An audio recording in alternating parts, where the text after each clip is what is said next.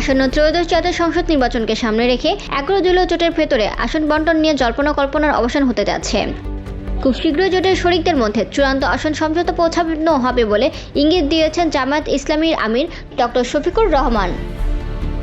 ইউরোপীয় ইউনিয়নের প্রতিনিধি দলের সঙ্গে বৈঠক শেষে সাংবাদিকের ব্রিফিংয়ে তিনি জানান, শীঘ্রই 11 দলীয় জোটের আসন সমঝোতা চূড়ান্ত হতে পারে। তার এই বক্তব্যের পরপরই রাজনৈতিক আঙ্গনে জোটের সম্ভাব্য আসন ভাগাভাগি নিয়ে আলোচনা তুঙ্গে ওঠে।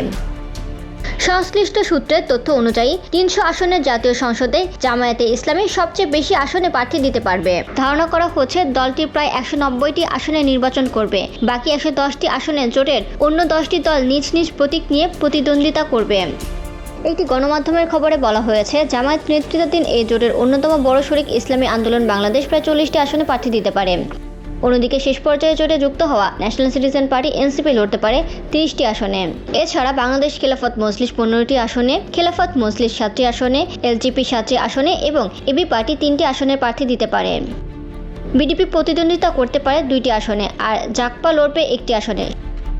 অবশিষ্ট 5টি আসনে জোটের আরও 3টি শরিক দলের প্রার্থী দেওয়ার সম্ভাবনা রয়েছে।